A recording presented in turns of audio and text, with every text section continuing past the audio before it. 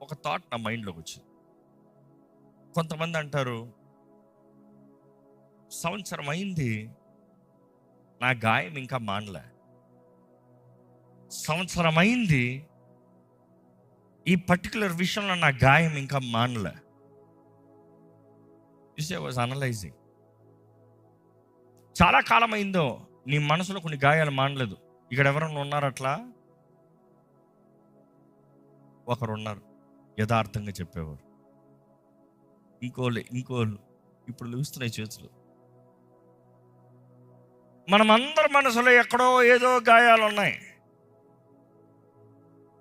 మానని గాయాలు. కొంతమందికి జ్ఞాపకం ఉండవంట, మతి మరుపు కొంచెం తక్కువ.